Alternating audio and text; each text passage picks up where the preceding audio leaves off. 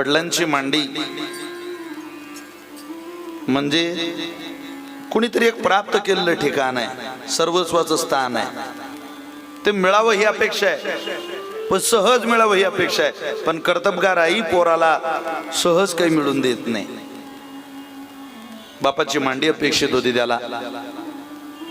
गेला बापाच्या मांडीवर चढणार तो वर. सुरुचीने थांबवलं. ध्रुवा, तुला नाही बसता यायचं मांडीवर. तुला बापाच्या पित्याच्या मांडीवर बसायचं असेल तर त्याच्याकरता सुरुचीच्या पोटी जन्म घ्यावा लागेल. सुनीतीच्या पोटी जन्म घेऊन ते शक्य नाही. माझ्या पोटी जन्माला पुढच्या जन्मात, तेव्हा मी तुला बसवेन या उत्तमासारखं. रडायला लागलं. शेवटी पोरगच 5 वर्षाचं बालक रडत रडत रडत आईकडे आलं. आई बघ ना, ती सुरुची आई काय म्हणते, मला बापाच्या मांडीवर बसू देत नाही. बसायचं असेल म्हणे तर तुला माझ्या पोटी जन्म घ्यावा लागेल. आताची एखादी आई असती तर ती भांडायला गेली असती. ती म्हणे, भाऊ तिचंच बरोबर आहे. तुझ्या आईला तितका अधिकार नाही दिला देवाने की मी तुला नेऊन बापाच्या मांडीवरती बसवेन. मला बापाची मांडी मिळणार नाही. मिळेल, तू तर नाही म्हणते. मला अधिकार नाही तो. मग कोणाला अधिकार आहे आई? या विश्वाचं पालन पोषण करण्याची, उत्पत्ती स्थिती आणि लय या त्रिसूत्री सांभाळण्याची जबाबदारी या विश्वातली कोणाला सत्ता द्यायची, कोणाला बाजूला टाकायची, ही सर्वस्वी जबाबदारी परमेश्वराची आहे, ईश्वराची आहे. त्याला अधिकार आहे तो तुला कधी बापाची मांडी द्यायची. अरे त्याने देवाच्या बापालाही पोराची मांडी मिळू दिली नाही. त्यानं ठरवलं ते सगळं घडतं. ज्या मांडीवर राजा दशरथाचा जीव जायला पाहिजे होता त्या मांडीवर एका पक्षाचा जीव जातो, हे देवाचं सूत्र आहे. अपेक्षा नव्हती केली त्या जटायूने मला देवाच्या मांडीवर मरण येईल, पण आलं. इकडे बाप मात्र राम राम राम राम करतोय.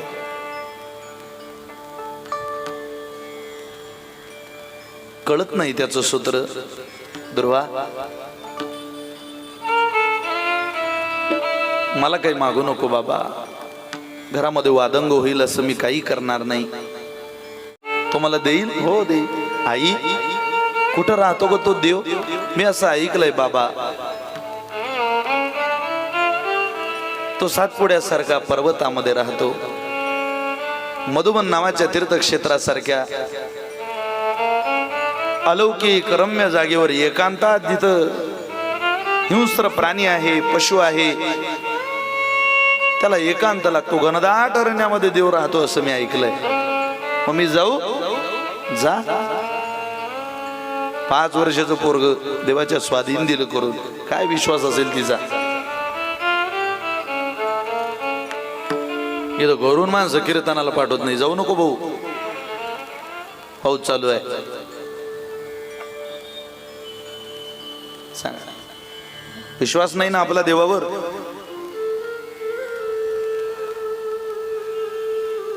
निघाले ध्रुव बाळ. निघताना आईने थांबवलं. ध्रुवा, ज्या आईमुळे तुला वनात जायची संधी मिळते, देवाकडे जायची संधी मिळते, त्या सुरुचीचं दर्शन घे. 5 संस्कार तिचे. सुरुचीच्या पाया पडायला पाठवलं. पित्याचं आईचं दर्शन घेतलं. कुठं चालला रे? मी देवाकडे चाललो. हसायला लागली ती. देवाकडे चालला म्हणे. देव काय सहज मिळतो का असा? माझी आई म्हणते देव वनात राहतो, मी आणतो त्याला पाहून.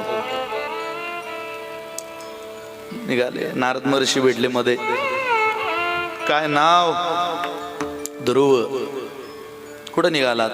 वनामध्ये. कशाला? देव मिळवायला. हिंस्र प्राणी आहे, असू द्या, खातील तुला ते, खाऊ द्या. देव कुठं राहतो रे? वनात. तुम्ही बाजूला व्हा. माझी आई सांगते त्या अर्थी देव वनातच आहे. नारदांना आश्चर्य वाटलं. एवढंसं पोरग आहे, काय निश्चय करून आलं? निश्चयाने काही साध्य होतं. तुम्ही निश्चय करा, सगळं मिळतं. विठ्ठल कामत नावाचा माणूस आत्महत्या करायला गेला, कर्जबाजारी झाला म्हणून. एक जर्मनच्या डब्यात पिठलं, हातावर भाकरी थापणारी बाई 5 रुपयाची पिठलन भाकरी रोडच्या कडेला विकत होती पुलावर. ज्या पुलावून उडी मारणार होता तिथंच आवाज आला, घ्या हो दादा 5 रुपयाला पिठलं भाकरी, घ्या घ्या घ्या. ट्रकवाले दादा खाऊन जा, गाडीवाले दादा खाऊन जा, 5 रुपयाला आहे, पैसे नसतील नंतर द्या कधी या रस्त्याने आलात तर, पण उपाशी जाऊ नका, 5 रुपयाचं आहे. हॉटेलला पैसे खर्च केल्यापेक्षा गरीबाच्या आईनं भाकरी बनवलेली आहे चुलीवर, खाऊन घ्या तुम्ही 5 रुपयाची भाकरी, खाऊन घ्या 5 रुपयाची भाकरी. विठ्ठल कामत म्हणतो 5 रुपयाची भाकरी विकणारी ही बाई जर तिचं घर चालू शकते तर मी तर माणूस आहे, मी का मारायला आलो. आत्महत्येचा निर्णय बदलला. छोटंसं हॉटेल टाकलं. हॉटेल तालुक्यात प्रसिद्ध झालं, जिल्ह्यात प्रसिद्ध झालं, राज्यात प्रसिद्ध झालं. आज रोडच्या प्रत्येक हायवेला विठ्ठल कामत नावाचं जे हॉटेल आहे ते आत्महत्या करायला गेलेल्या माणसाचं आहे. 15 दिवस झाले एबीपी माझाला त्यांची मुलाखत येऊन गेली. निश्चय आउट ऑफ कंट्री USA मध्ये, अमेरिकेमध्ये विठ्ठल कामत नावाच्या एका मराठी माणसाचं हॉटेल ओपनिंग झालं. विठ्ठल कामत नावाने स्वतःची जागा घेतली त्याने, अमेरिकेला हॉटेल सुरू केलं. निश्चय मी निश्चय केलेला आहे, मला देव मिळवायचा आहे. निघाले वनात. मधुबन नावाच्या क्षेत्रावर नारदांनी पाठवलं. ओम नमो भगवते वासुदेवाय हा मंत्र दिला. दुसरं काही करू नको. जपतपानुष्ठान व्यर्थ कास या करणे, तीर्थव्रत यमने मन लगे दैवता धरणे, आसन मुद्रा ज्ञान ध्यान लगे वाराणसी मरणे, केशव माधव अच्युत वदता होय पातक हरणे. ओम नमो भगवते, ओम नमो भगवते रामकृष्ण वासुदेवा, ओम नमो भगवते रामकृष्ण वासुदेवा, ओम नमो भगवते रामकृष्ण वासुदेवा, ओम नमो भगवते रामकृष्ण वासुदेवा, ओम नमो भगवते रामकृष्ण वासुदेवा. शरीर शोषण प्राण निरोधन मनोजय हठ योग, उदपीडन कुंडलिनी कलिमल दलभंग, ऊर्ध्ववायूचा श्वितू तोडुनी करी वनभंग, ब्रह्मरंध्री मिसळी परिमुमुक्षुदंग. ओम नमो भगवते रामकृष्ण वासुदेवा, मनोजय वासना तोडुनी केली बी मोडी, मणिपूर नगर पाहता दुर्गती मोडी, काम क्रोध मद मत्सर दंभ अहंकार जोडी, अखंड परमानंद सेवुनी उभवी गुडी. ओम नमो भगवते रामकृष्ण वासुदेवा, ओम नमो भगवते रामकृष्ण वासुदेवा, ओम नमो भगवते रामकृष्ण वासुदेवा. केलं त्याने.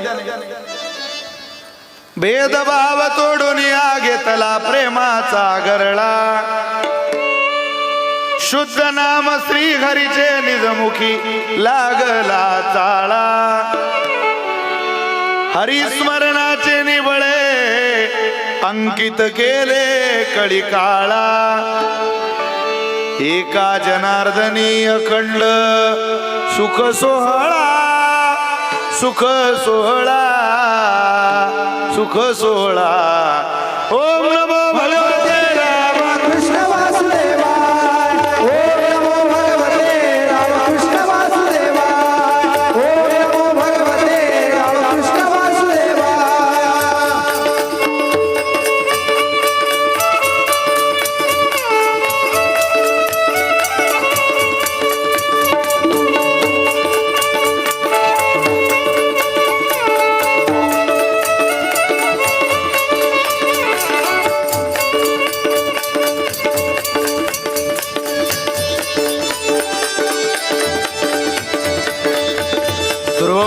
चरित्र आहे. निश्चय करून परमात्मा मिळवायला गेले. मधुबन नावाच्या क्षेत्रावर उपासना केली. उपासना चालता चालता त्रिरात्रांते कपितद वदराशना 3 रात्री नंतर 1 महिना 3 रात्र उलटल्या की कवट खायचं, बोरं खायची. 1 महिना संपला. द्वितीयंच तथा मासम षष्ठीर्भको दिने. 2रा महिना संपला. 6 दिवसांनी वाळलेलं गवत खायला सुरुवात केली. 2 महिने झाले. तृतीयंच्या यनमासम नवमे हनी. 3ऱ्या महिन्यामध्ये 9 दिवसांनी पाणी प्यायला सुरुवात केली. तरी देव भेटत नाही. चतुर्थ वपि वैमासम द्वादशे हनी. 4 महिन्यात 12 दिवसानंतर फक्त श्वास घ्यायला सुरुवात केली. इतका विजय मिळवला श्वासावर 5 वर्षाच्या पोरानं.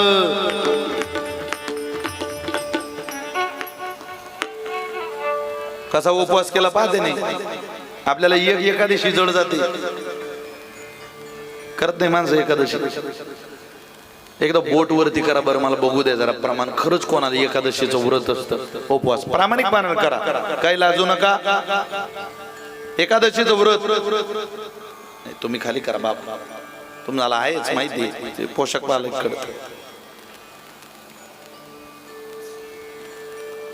हात वरती करा ना माता भगिनी, ज्यांना व्रत आहे त्यांनी करा. तुम्हाला मरीमाईची शपथ खोटं बोलू नका.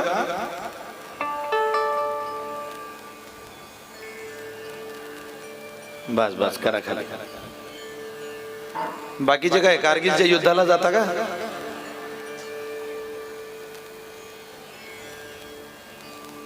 जया नाही नेम एकादशी व्रत,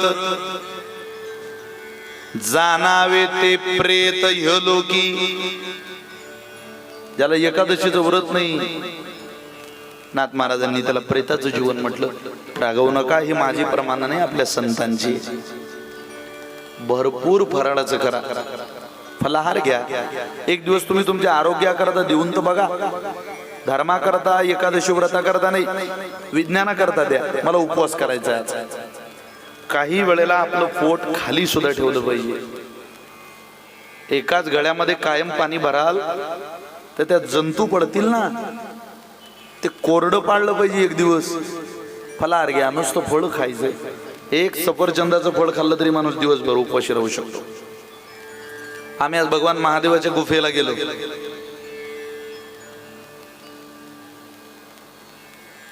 उपासना करा तुम्ही उपवासाच्या दिवशी. उपवासाचं नावच उपासना आहे. किती आनंद आहे. तुम्हाला चांगलं तीर्थक्षेत्र आहे. भगवान बाबांची, महादेव बाबांची इथं समाधी आहे.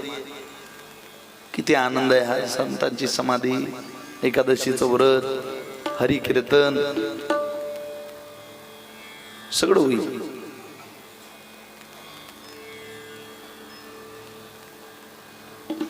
पुढचा जन्म डुकराचा घ्यावा लागतो म्हणे बुवा. माझ्याकडे प्रमाण आहे आणि मी संतांची प्रमाण म्हणायला काही घाबरत नाही. तू काय म्हणे खरे बोल, कोण सांगेले. असं म्हणतात, शुकर होनी येईन जन्मा,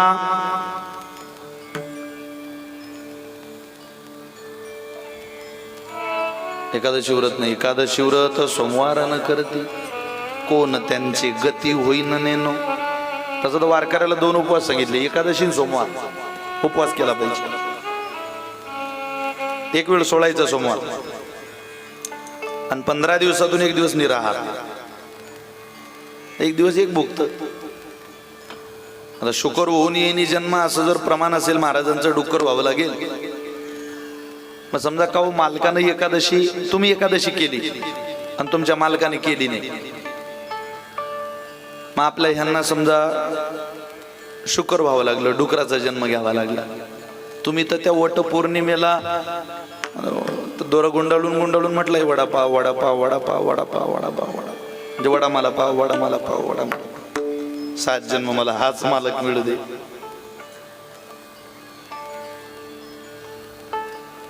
बघा बाबा, एकादशीची द्वादशीची स्वतंत्र उपासना भागवतामध्ये आलेली आहे.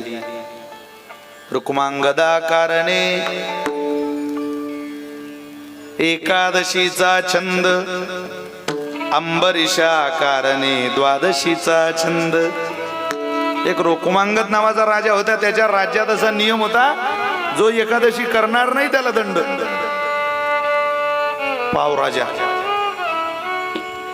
येणाऱ्या काळात फक्त असं होऊ नये की एकादशी करीन त्याला दंड, म्हणजे झालं बा. एकादशी करत जा. गळ्यात पवित्र तुळशीची माळ घालून घ्या मरायच्या अगोदर. मैल्यावर तुळशीचं पान घालून उद्धार होणारा हा देश नाहीये, ही भूमी नाहीये. तिथं म्हणता लोक एक तुळशीचं पान घेजो गळ्यात. तुळशीचं पान, अरे कोंबडीचे फक घाला. ज्यांना आयुष्यभर तुळशी गळ्यात घातली नाही त्याला मेल्यावर पान घालता. दूध तर जात नाही. लोक म्हणतात तुळशीचं पान. असं काही बिनबुडाचे कुठलेही कायदे प्रस्थापित करत जाऊ नका. काढायचं बघितलं मांडायचं जगात, असं नाही चालत. इथं पुरावा आहे, तयारी आहे, शास्त्र वचन आहे ते.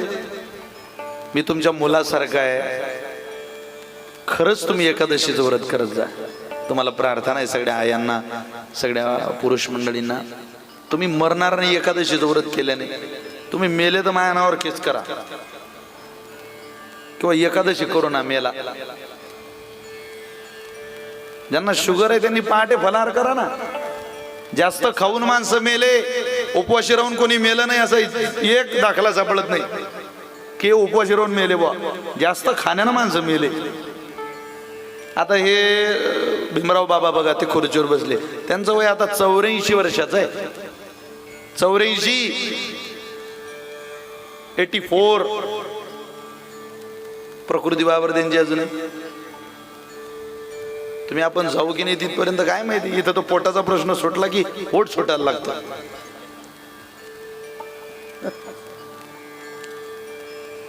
समजा पोटाचा प्रश्न सुटला,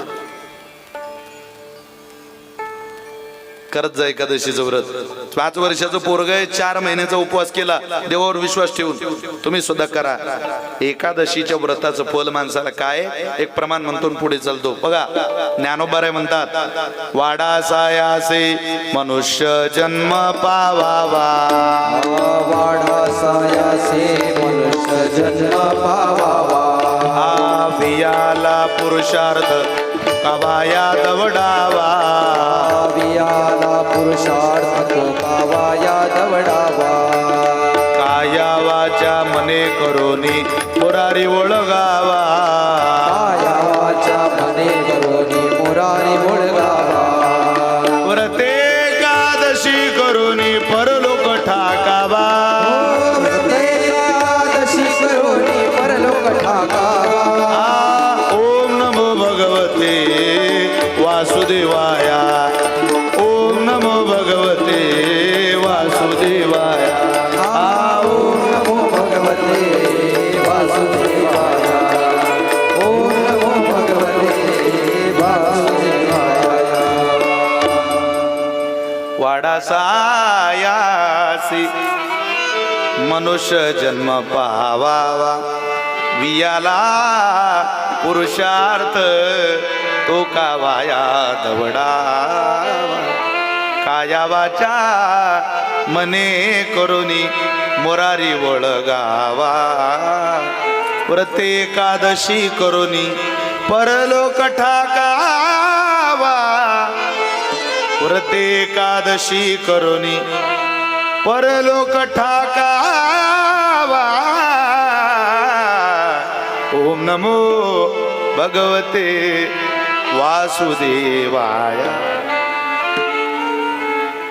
4 महिने झाले देव मिळत नाही. मग मात्र एका पायावरच उभे राहिले, खांबाप्रमाणे 5व्या महिन्यात निश्चळ. हो, अंजिता श्वासो नृपात्मजः.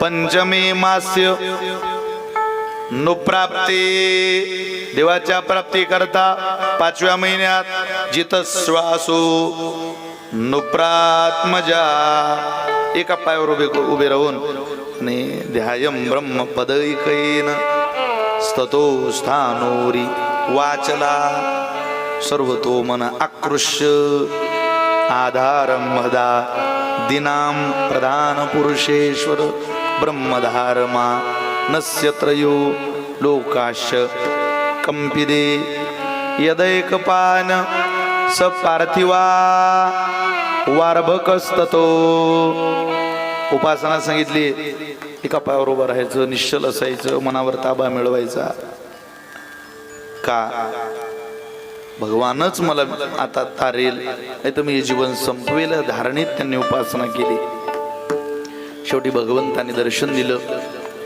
ध्रुव बाळाच्या गालाला शंख लावला ध्रुव बाळाने परमात्म्याची स्तुती केली हाच तो सर्वस्वी ईश्वर आहे हा मालक आहे ज्याला मिळवण्याकरता मला माझ्या आईने पाठवलं काय पाहिजे ध्रुवा काही नाही आता याची अपेक्षाच फार सामान्य मला पितेची मांडी पाहिजे देणारा जगाचा मालक आणि बापाची मांडी मागतोय परमात्मा म्हटली ध्रुवा रे पितेची मांडी नाही तुझी उपासना इतकी मोठी झाली की आता तुला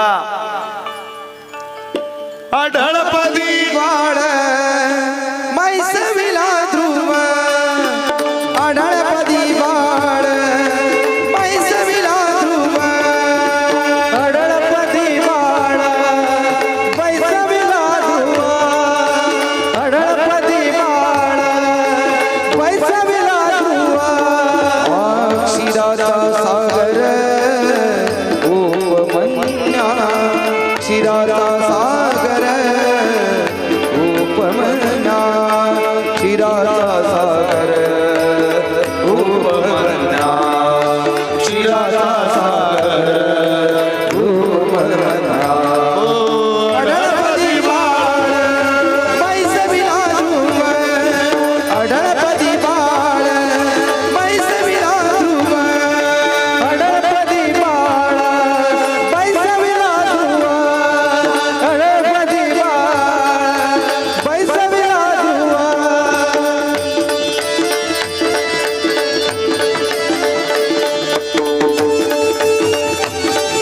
मैसविला ध्रुव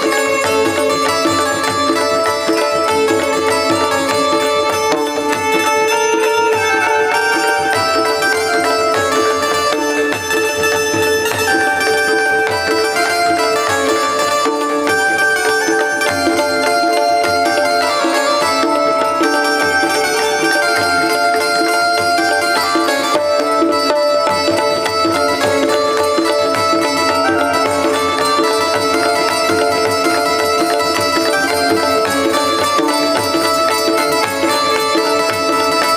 बाळ मैसविला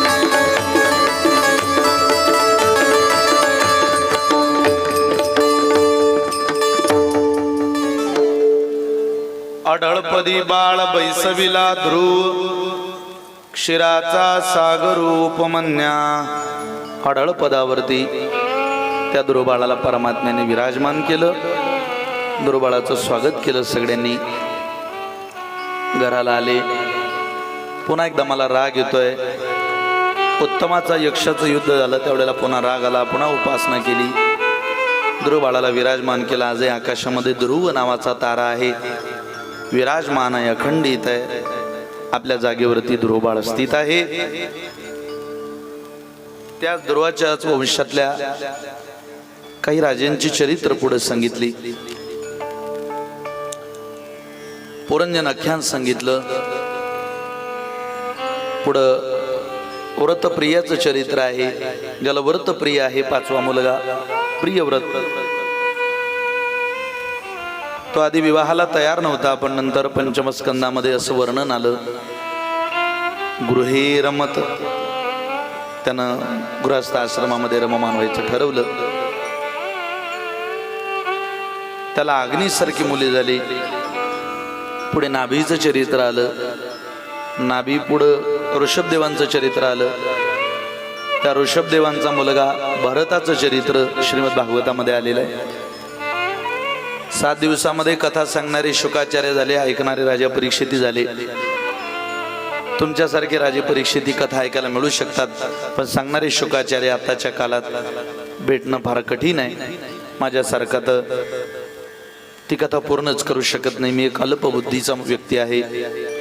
कथा पूर्ण करावी लागते 7 दिवसात, नाही तर 7 दिवसात काही कथा पूर्ण होत नाही. तेही एका सत्रामध्ये कॅपॅसिटी ना सांगणाऱ्याची राहिली ना ऐकणाऱ्याची राहिलेली आहे. पण कथेला स्पर्श करून पुढे मात्र आपल्याला सगळ्यांना जाता येतं. पुढे भरताचं चरित्र सांगितलं. ज्या राजावरून या देशाला भारत असं नाव पडलं,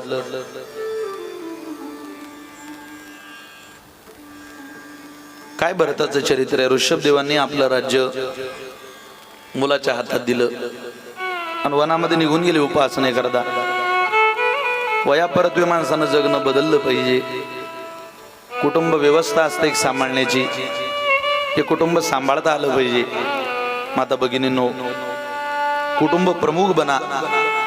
योग्य वयामध्ये योग्य गोष्टी करा. अनेक गोष्टीच्या उपासनेचं वैभव आपल्याला त्या घेता येत नाही, पाहता येत नाही, कधी आपण निहाळत नाही. पंढरीची वारी, आळंदीची वारी, तीर्थयात्रा आपण पाहिलेल्या सुद्धा नसतात. करून घ्या. कुटुंब सांभाळण्याची कला असते, ती निभावता आली पाहिजे. ऋषभदेवाकडे ती होती.